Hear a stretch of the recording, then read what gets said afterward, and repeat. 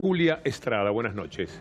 Buenas noches, Víctor Hugo. No sé si recordás que en algún momento, precisamente durante la gestión de Roberto Lavagna, en la primera etapa del kirchnerismo, 2003 a 2007, se hablaba de este momento tan bueno de la economía, que era los superávit gemelos. ¿Qué significa? Que teníamos un buen saldo positivo en la balanza comercial, teníamos más exportaciones que importaciones y teníamos un buen saldo en lo que tiene que ver con la caja del Estado. Teníamos un fuerte aumento de los ingresos tributarios y un gasto que todavía era bajo. Cambiemos logró dar vuelta los dos momentos positivos, por decirlo de una forma, y hoy tenemos uno de los peores escenarios, para decirlo, y en esto coincide cualquier economista. Tenemos déficit comercial y déficit fiscal. Vamos a arrancar por el fiscal. Estamos hablando del primer trimestre de 2017, enero, febrero, marzo.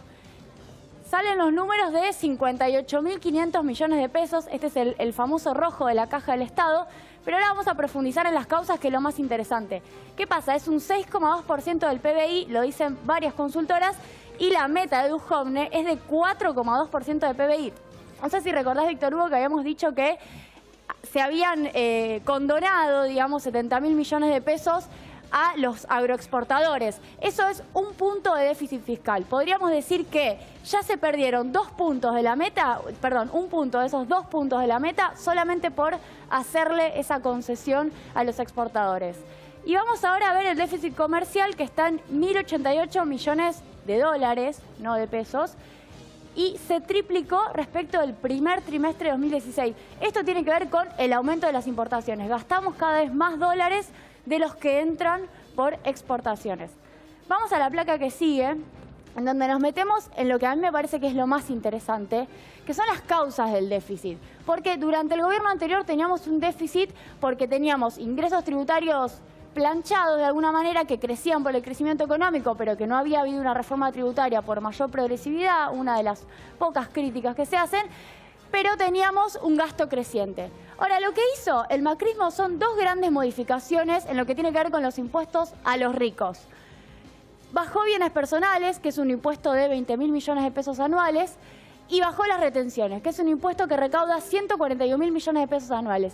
¿Qué es lo que va a pasar? En bienes personales, más del 30% logra que la AFIP los perdone, y en los próximos 3 años prácticamente no va a pagar. Se pierden 7.000 millones de pesos anuales.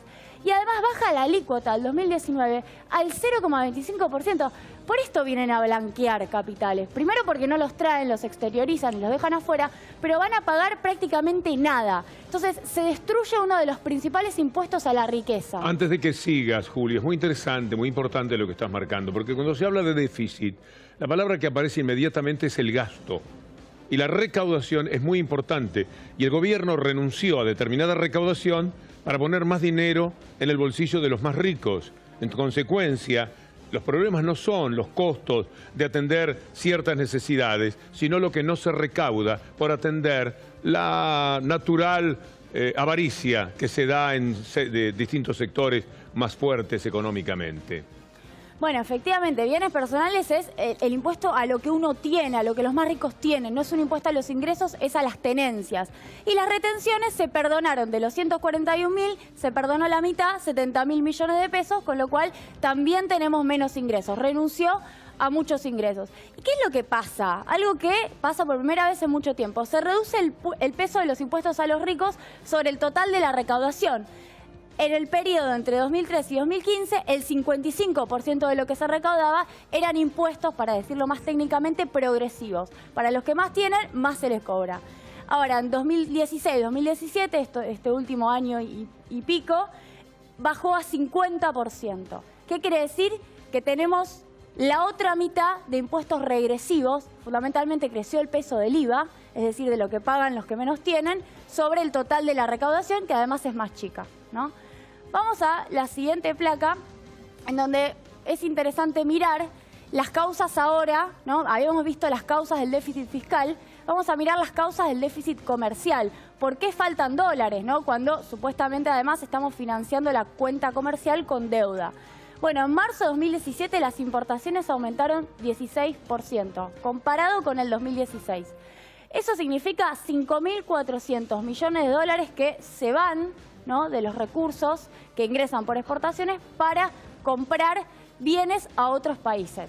Y vamos a la última placa. Sí. Imaginemos por un momento esos 5.400 millones volcados al mercado interno para reforzar lo que es la capacidad de trabajo de las industrias y cuánto significaría económicamente para el país. A veces uno se pregunta si son locos, la verdad, porque esto lo entiende hasta un chico, Julia, lo que explicás pero muy bien. De todas maneras, yo creo que se entiende.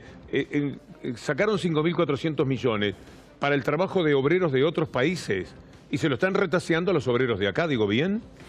Decís muy bien, Víctor Hugo. Podríamos decir que en estos 5.400 millones, que es todo lo que se gastó en marzo para comprar hacia afuera, hay bienes que son esenciales que Argentina no produce. Ahí podemos descontar, algunos medicamentos, algunas cuestiones indispensables.